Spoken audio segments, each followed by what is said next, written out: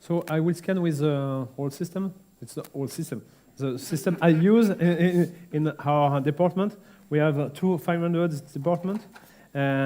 We know that in a short future we have better images with the 900, but we are still working on it. Yes. So I prefer, just because I'm more familiar with this system scanner, with this one. So you know, come closer because it will be a more private session. I don't know. You are all expert on things or senior. When you have to learn to young guys the way of scanning, most of the time you go, you have the probe, do your job, and you don't learn how to scan. And I think it's very important to know how to scan. And the way I'm scanning is it's a strange way I handle my probe. You see, it's just I'm very comfortable with my forearm. My wrist is resting on the body, and I'm scanning like that.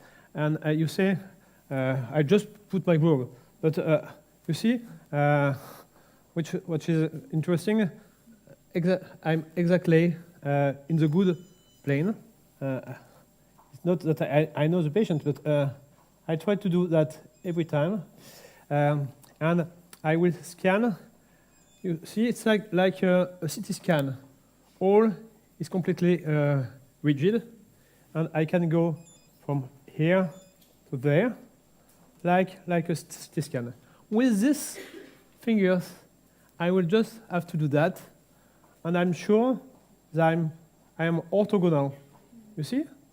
So you see, this one is just me to do that, and in that case, I'm orthogonal.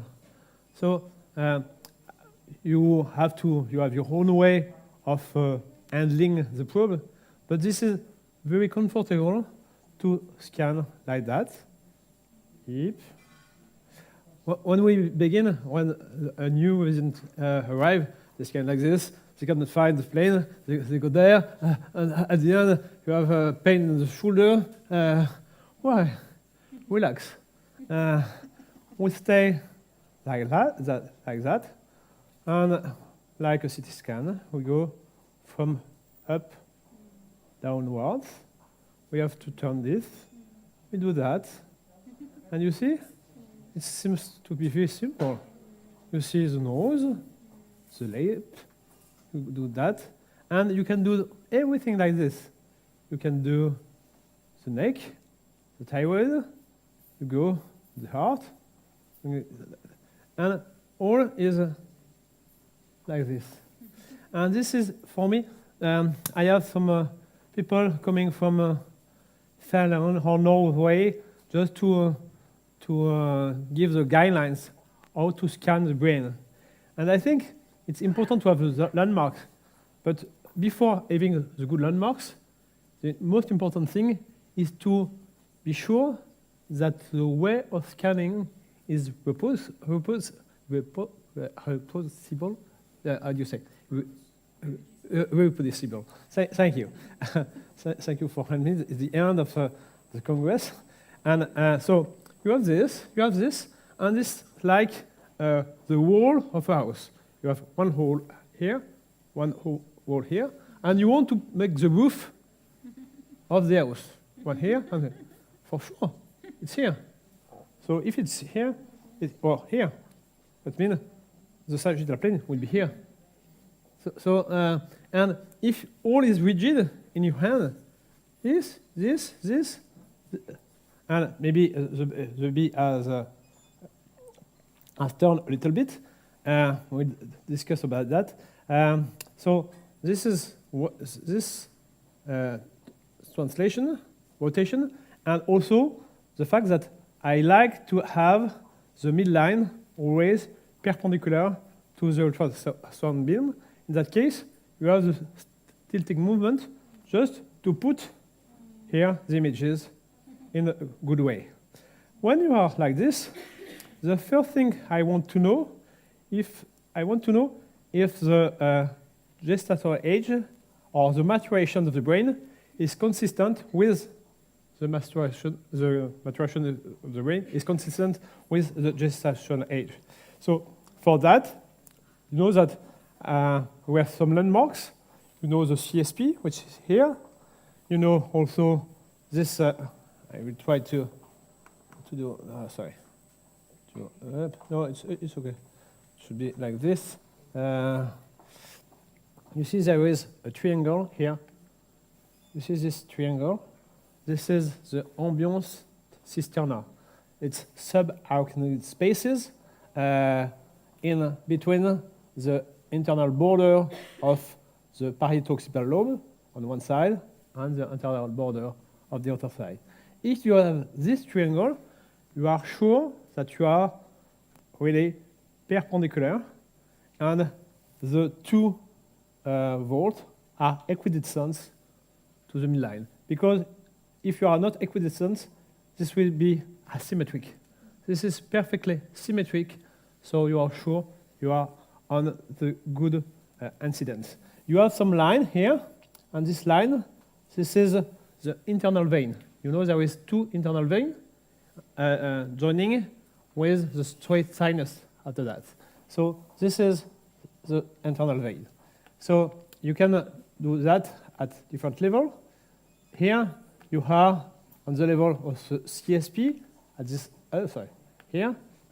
And when you are a little bit below, here, you have here the fornix colon. And I should focus on the Stygian fissure. And you see that this is the insula. The insula comes from here to here, the echogic line. And this is the temporal lobe here. And when you scan at 20 weeks, it's a very open angle like this. At 22, it will be a 45 angle. And at 24, it will be square. And after that, this part will recover the posterior aspect of the insula. And at 32, this temporal lobe will be in the middle here. At 28, it will be half the way. And at 26, it will be a quarter of the way.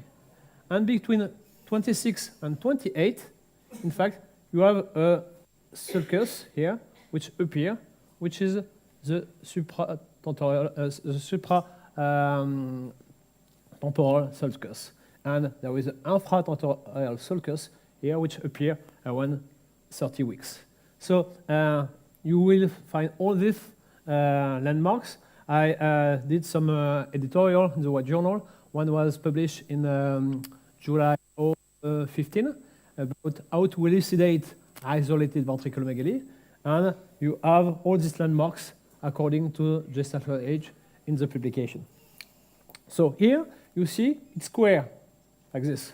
So you suppose the lady to be around 24 when she's 23. And in fact, when we published in 2008 this correlation, there is a precision of 10 days. So that means if you are in more than 2 weeks of delay, it should be abnormal. But sometimes it's very abnormal because you have polymicrogyria or lissencephaly, and you see when you put your probe at 20 weeks that you have a very rudimentary fissure, and you are sure that you're dealing with some diffuse cortical anomaly. So this is very interesting to just put your probe and say, yes, you know, when you are a little bit tired, you put gestational age here, and you miss, it was in April, you put June, and in fact, if you look at this, oh, there is four weeks, and you are sure that your baby is due for June? No, it's May. So you're just correct, and it's correct, okay? It happens sometimes. So, so in that case, it's okay.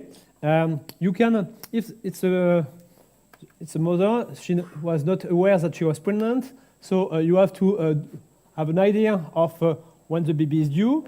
So you look at that, and you look also if all is okay with the brain and with the cerebellum.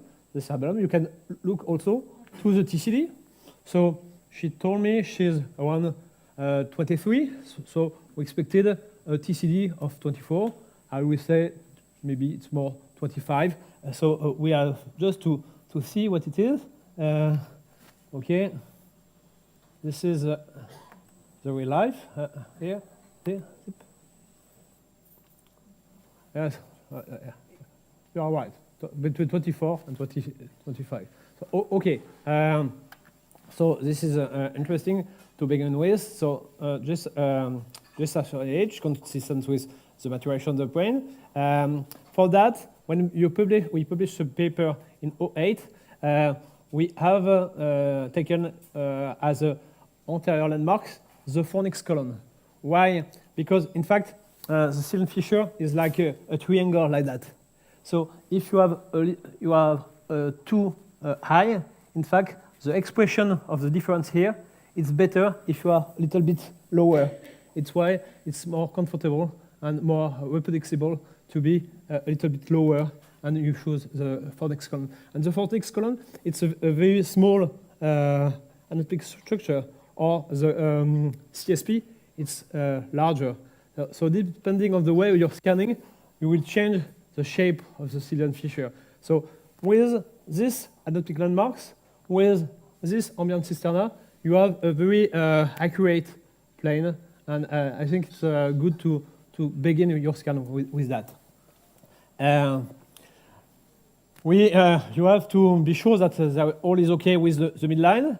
You know that the CSP is a very important feature, so we can go on the CSP. We have also published that we can go beyond the CSP because, you know, when there is corpus callosum agenesis, you have a dilatation and ascent of the subventricle, which can mimic the CSP. But in that case, you don't have any fibers of the genu of the corpus callosum. So we are interested also in what is going on anterior to the CSP. And here, I will try to zoom. Sorry. May I? Oh, okay. So can I go up a little bit up? Thank you. All the information I have already here. This is the CSP here. You have the two frontal horns here. So it's interesting. You know, when you have a ventriculomegaly, it can be unilateral. If it's unilateral, it's very difficult to see the atrium on the proximal part.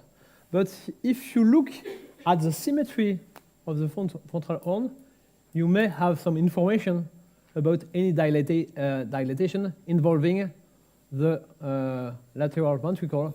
You may have a focal dilatation of the occipital horn in the proximal hemisphere. In that case, the frontal horn will be symmetric. But the fact that you have two symmetrical horns gives you some information about the symmetry of the two lateral ventricles. So this is the horn. You know that this frontal horn should not communicate, because in that case, you are dealing with septal agenesis, or non-identification of the septum, which can be destroyed by the ventriculomegaly, which can be destroyed by ischemic event, like schizencephaly, which can be not present at all in the septal agenesis, which can be isolated or associated to DSO, septal optic dysplasia. Sorry. So frontal horns. Here you have the fibers of the genu. So you have a hypoechoic band of tissue, which are the fibers of the genu. You have the interhemispheric fissure here, and you have here some line. It's like a anchor. This is the branch of the anchor and the base of the anchor, and you can see this in axial, but you can see this also. Sorry, you can see this also in cornal. In cornal view, you have the same kind of images. Look here, you have the CSP, frontal horns, the interhemispheric fissure, and here the supracallosal sulcus. Sorry. Okay, and you can go in cornal view like that, and you see the anthromic fissure is a line which is straight. We have published in 013 in the White Journal that sometimes there is some distortion of this fissure. We have 20 cases like that, and in many cases there is some anomalies of the beam line, and we have now we have increased the series. We have 5 cases like this with distortion of the interhemispheric fissure, with normal MOR regarding the midline, with normal hypophysis, with normal optic structures, with normal olfactory structures, and baby is doing well after birth. And one is 7-year-old, the second one is a 5-year-old, the other are more younger. So this is an important landmark, the anatomical, the anterior complex. And there is some guys from Chile published about the posterior complex. The posterior complex is the fact that you see some bond of tissue going from here to here with the anthromic fissure, and this line is the end of the supracallosal sulcus, and this is the posterior part of the corpus callosum. But in fact, depending on the level of your scanning, you are not sure this is the splenium. It can be the posterior part of the body of the corpus callosum according to the lens. So in the initial article, they say it's the splenium. You cannot say it's the splenium, but here you can see for sure that it is the body. Okay, so now we will have a look at the ventricles. I want to sorry. Could you help me just with if I want to just increase a little bit the zoom and keep all the images of the 2 volts on the same image. Okay. Okay. Happy. You see, there is some distortion because of the zoom, but you have to measure the ventricle. We published in, I don't know, it's 09, some standardization of the measurements, and you know that you need to have a perfect midline, perpendicular to the ultrasound beam, equidistant to the 2 volts, because sometimes they refer patient to me because there is a ventriculomegaly at 20 millimeters. I put my scan, I see, no, it's 10 millimeters. How to explain to the patients that you are right and the other guys was wrong? I see, it's very simple. Look at my finger. You want to know the caliber of my finger. If you want to know the caliber of my finger, you should measure like that. If you measure like that, for sure, it's longer than that. And it's like a courgette. If you cut the courgette or the carrot like this or like this. I have presentation where I show a courgette with a perfect cut. Because I think it's important because the patient will tell me how you know that you are right and the other guy was wrong. So if you can explain that it's important to scan in the perfect plane, all body will understand that you may be right. So this is important. And now I have to measure. Where I should measure, you know, Cardoza say you look at the plexus choroid and you measure in front of the posterior aspect of the corpus callosum. But you have this indentation here. This is the internal parieto-occipital sulcus. And the precise definition of the atrium is just facing this sulcus. So I will face this, and I will go on to on. I will not take the wall of the ventricle, and I will do something like this, perpendicular to the wall. Okay, and in that case, for sure, you know that the plexus fill completely the lumen, so there is no problem. Even in the 3rd trimester, you use the same, because it's quite difficult to measure the ventricle. Yes, in the 3rd trimester, this will go deeper.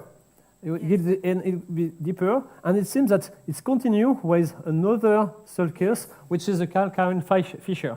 So you should measure at the end of the sulcus before it will continue by the calcareous fissure.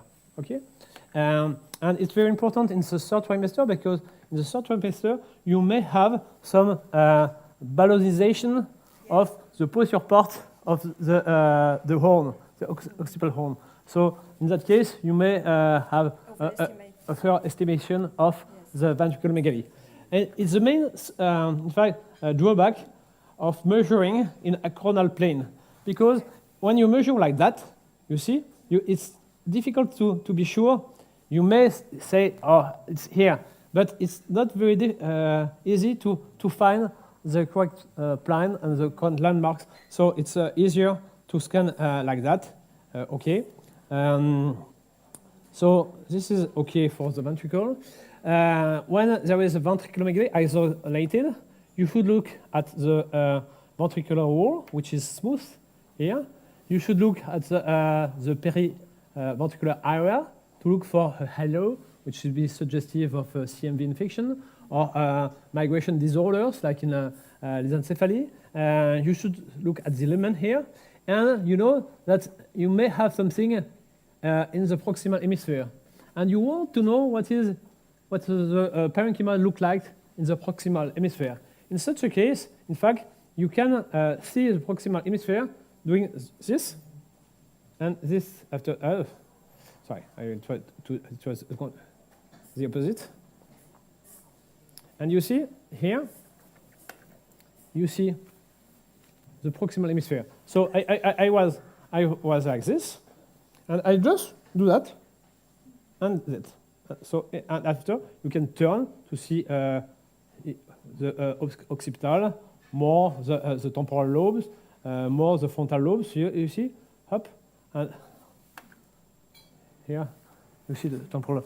The objective is not to measure, because in that case you are like this on your ventricle, but just to have an idea of the lumen of the ventricle, because you may have some clots or echogenic contents in this lumen, and in that case you know that there is a subependymal hemorrhage, which can explain per se that there is a dilatation. Okay, so this is for ventricle oblique plane. You know that you may want to see the third ventricle, which is almost not visible here, but you have also this two line. I will put the focus on the good position, just to show you that you see here these two small line, which is the lumen of the aqueduct. So you may want to see the lumen of the aqueduct, which in this case it's you see it seems that this one is very bright and very large. It's because there is a two wall of the aqueduct, and because the lumen is so tiny here. Okay, okay. So the posterior fossa, you know all thing about the posterior fossa. You know that you should look at the third ventricle. Here you have the third ventricle, which is here. The AP diameter is inferior to the transverse diameter. If you have AP diameter, which is AP diameter here, which is longer than the transverse, that means that the peduncles here are elongated and so often thickened, and you are dealing with Joubert syndrome.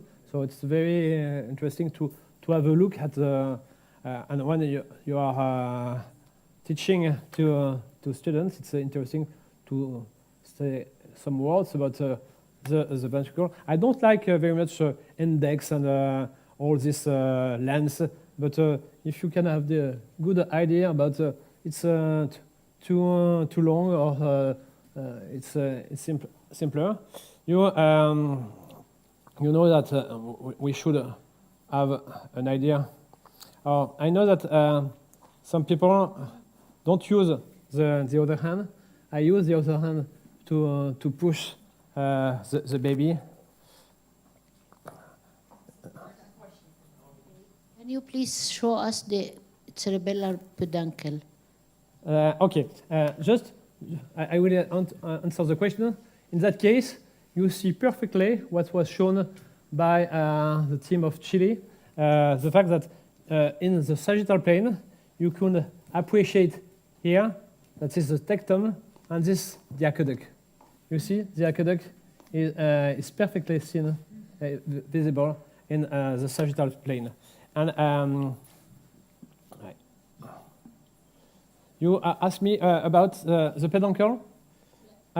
In that case, there are very small structures. So you see the peduncles when there is elongation of the peduncles, but most of the time you see on MR, or postnatal MR, you see this small, tiny thing on the border of the third ventricle, because it's very small. You cannot see really the peduncle with ultrasound, and there are no need to see the peduncles.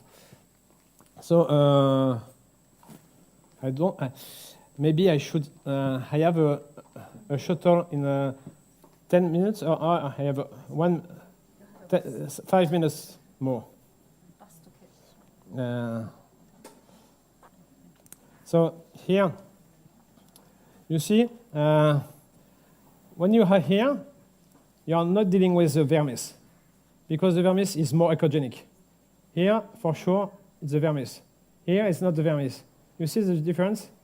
Yes. So this is interesting. How is it? Is it a perfect vermis? Yes, it's very echogenic. It's a perfect vermis. Or unless you have hemorrhage on the hemisphere, which is echogenic, but most of the time the vermis it's a good vermis. Okay. Okay. And you see that the fourth ventricle is just here. You can appreciate the corpus callosum, and you can scan. Here, it's I prefer a posterior approach because the position of the baby. In some case, because if I want to have an anterior approach, it will be impossible. Because if I scan like this, and Sounds so easy, huh? Right, it's impossible. I should go there for.